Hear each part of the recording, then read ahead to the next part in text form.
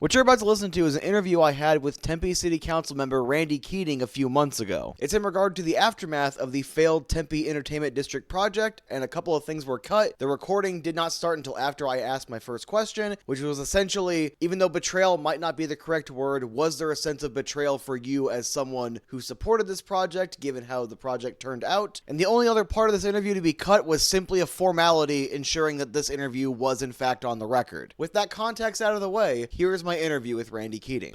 Local, when I went on the Coyotes podcast and kind of said, hey, we're kind of waiting for the cavalry to come in, and we're all pretty nervous about this. That was in January, and the vote was in May. So privately, then publicly, I was saying, kind of trying to raise the alarm.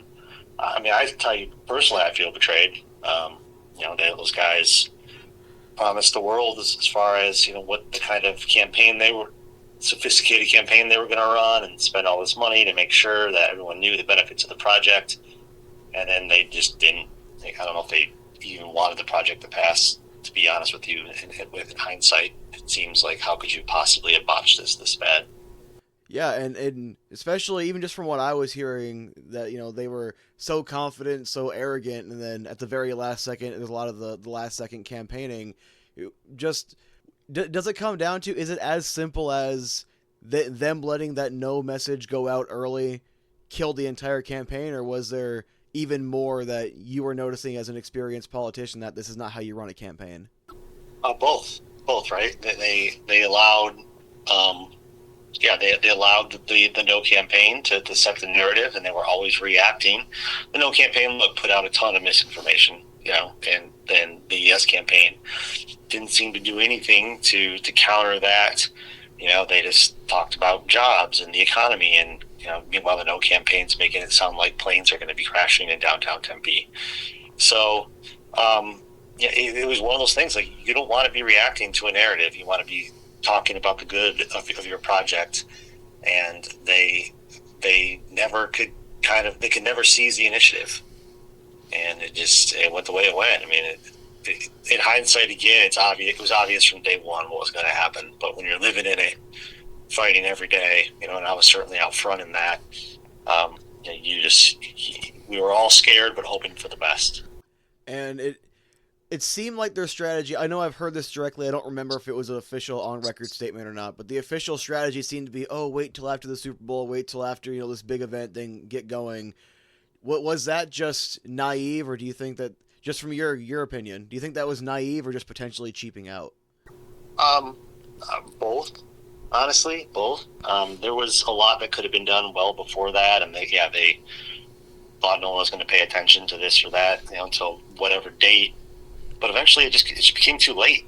When you have one side saying something new every day, getting in that zeitgeist, and you have the other side just silent, claiming people aren't paying attention, well, you're losing. And I had several conversations with ownership telling them that you are losing this race. You need to be doing this, you need to be doing that. And they'd always say, well, Randy, we have a plan. And it turns out, like, even when they finally started executing, they didn't execute half of what they promised. That's really disappointing to hear. And then just from the perspective of, because you're still active in Tempe, what are there any current plans, or has anyone recommended anything, or has Tempe First done anything with recommending anything to do with that landfill? No, they were never serious about that. There was no. We heard a lot about what about the opportunity costs. We're going to have all these things that we could do with this instead, and nothing has come to us since.